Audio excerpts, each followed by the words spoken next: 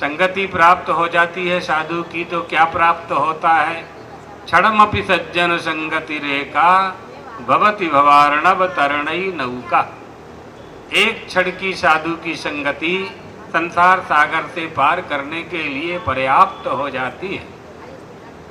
अपार संसार समुद्र मध्य सम्मज्जतो में शरणम किमस्ति गुरु कृपालो कृपया वदैस्तत् विश्वेश पादाम भुज दीर्घ नौका। गुरु की संगति प्राप्त करने के लिए ये जीव शिष्य बनकर के प्रार्थना करता है कि प्रभो मैं अपार संसार के समुद्र में पड़ा हुआ हूँ, निसम्मज्जतो डूब रहा हूँ और उतरा रहा हूँ, नीचे ऊपर उत्थान पतन। जिस तरह से पूर्ण कलाधर अस्त होते हैं, भगवान मरीच माली उदित हो जाते हैं, इसी तरह से जीवों के उत्थान पतन का क्रम अनवरत चलता रहता है। कैसे मैं संसार को पार करूं? सम्मज्जतो में शरणं किमस्ति, कौन संसार सागर से पार करने में समर्थ है?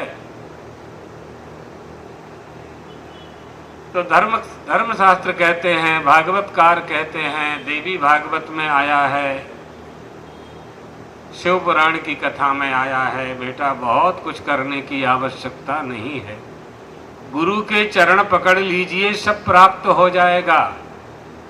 गुरु क्या करेंगे? तुम जो अपार संसार समुद्र के मध्य में पड़े हुए हो, गुरु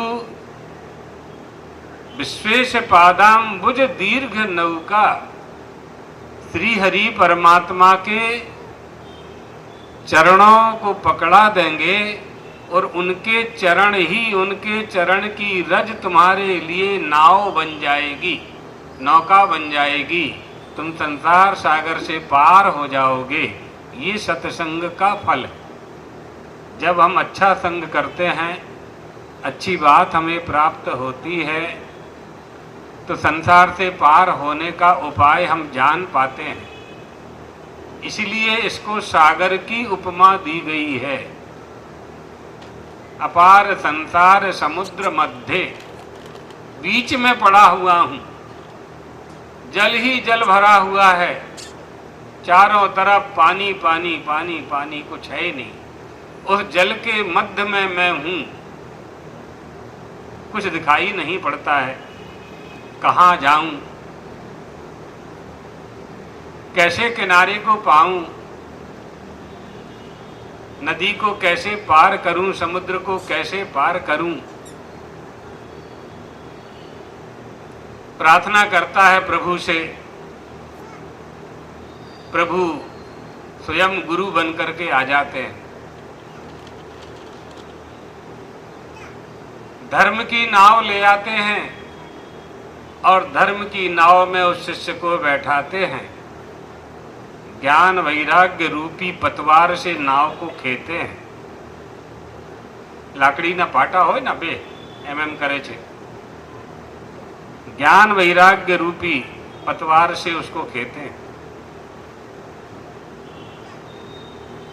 और अविद्या रूपी सागर से, जो अपार संसार समुद्र है, उस अविद्या रूपी जल से निकाल करके वह गुरु हमें मोक्ष रूपी किनारे पर भेज देते हैं। यही गुरु का काम है। संसार सागर से, अविद्या से, अज्ञान से पार कराने के लिए ही हम गुरु की शरण में जाते हैं।